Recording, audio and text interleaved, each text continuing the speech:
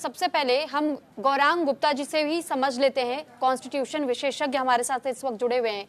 गौरांग गुप्ता जी, हमने अभी गृह मंत्री को भी सदन के भीतर सुना और उन्होंने भी अपनी बात को रखा भी और ये भी कहा कि बार बार सिर्फ भ्रम फैलाने की कोशिश माइनॉरिटी कम्युनिटी के बीच में की जा रही है, जबकि अगर इसमें संशोधन होता है तो ये उनके हक के लिए, उनके हित के लिए होगा, उन्हें नुकसान पहुंचाने के लिए नहीं होगा। इस बारे में सर आपसे थोड़ा सा डिटेल में मैं समझना चाहूंगी। देखिए, कॉन्स्टिट्यूशनली जो मैं आपको इसके ऊपर कमेंट करूंगा वो इतना ही करूंगा कि कॉन्स्टिट्यूशनली पहले जो ये एक्ट था, ये एक्ट आपका ट्रस्ट का था और जो वक्फ बोर्ड है या वक्फ है उसका सीधा सीधा मतलब यही था, कोई भी ज़मीन, कोई भी जायदाद, कोई भी मुस्लिम या गैर मुस्लिम अगर देता है तो वो सीधा सीधा अल्लाह के नाम पे जाएगी। तो उसको ट्रस्ट ही डील करती थी, ट्रस्ट ही उसका मैनेजमेंट करती थी। अब कॉन्स्टिट्यूशनली उसको चेंज किया गया है, उसको एक management empowerment and development act का रूप दे दिया गया है। तो पहले और अब में कानूनी बहुत बड़ा डिफरेंस है। और अब इसके अंदर पहले ओरल डिक्लेरेशन पे किसी भी जमीन को वक्फ अपने पास कर सकती थी, अब इसमें कलेक्टर से वो रजिस्टर करानी जरूरी है। ये फ्यूचर के बहुत सारे विवादों को खत्म करता है, जिसमें गवर्नमेंट की बहुत सारी प्रॉपर्टीज, जैसे कि बीच में आपने ध्यान देंगे तो पहले सुना था जी पार्लियामेंट और ये सारी जमीन भी वक्फ बोर्ड की आती है। तो ये सारे जितने भी कंट्रोवर्सीज है, इन सबको ये कॉन्स्टिट्यूशनली अगर देखा जाए तो इस पॉइंट ऑफ व्यू से बेटरमेंट के लिए है, बेहतरी के लिए है कि ये सब कंट्रोवर्सीज जो है फ्यूचर में जितने भी विवाद होते हैं उनको एक तरीके से खत्म कर देगा। हालांकि इसमें जो दो नॉन मुस्लिमों को इंक्लूड करने वाली बात है उसके ऊपर कॉन्स्टिट्यूशनली ये अभी मेरे हिसाब से चैलेंज किया जा सकता है, क्योंकि चाहे वो वक्फ में चाहे मुसलमान ने किसी मुस्लिम समुदाय से दी हो या नॉन मुस्लिम समुदाय से डोनेट की हो, बट उसमें किसी भी नॉन मुस्लिम का आना किसी भी तौर से, चाहे वक्फ में चाहे मैनेजमेंट में, इसके ऊपर क्वेश्चन कॉन्स्टिट्यूशनली उठ सकता है। क्योंकि वक्फ बोर्ड की जो प्रॉपर्टी है वो सिर्फ और सिर्फ एक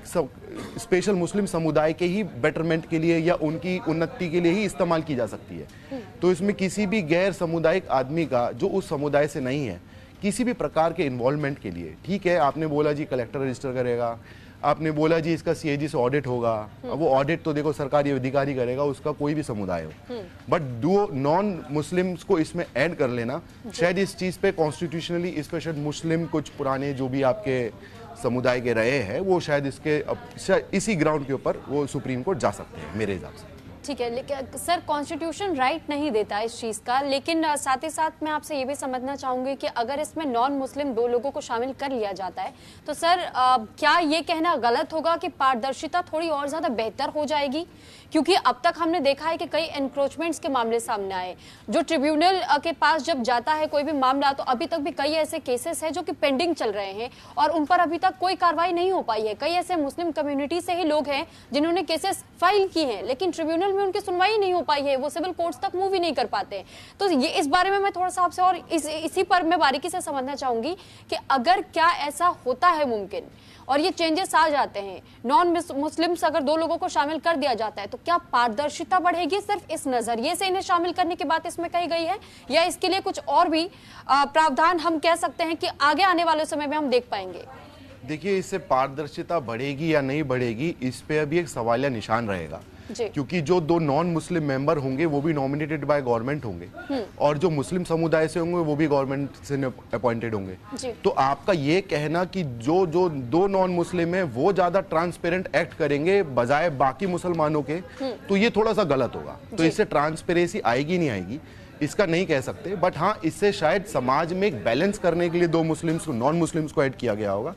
उसके पीछे बहुत सारे रीजन भी हो सकते हैं, क्योंकि जरूरी नहीं है कि जिस इलाके में आपका ट्रस्ट या फिर ये वक्फ बोर्ड एक्ट कर रहा हो कि वहाँ पे मेजॉरिटी पॉपुलेशन आपकी मुस्लिम समुदाय से हो। तो उसमें उसी हिसाब से वहाँ के रेशियो को देख के शायद सरकार उसमें कोई दो नॉन मुस्लिमों को नॉमिनेट करे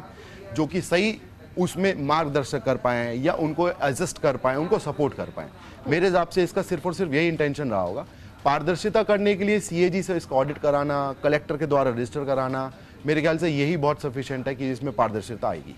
ठीक है, यानी एक ऐसा पॉइंट है जिस पे चैलेंज किया जा सकता है और इसी का विपक्ष आने वाले समय में मुद्दा बना सकती है। ठीक है, मैं आपके पास लौट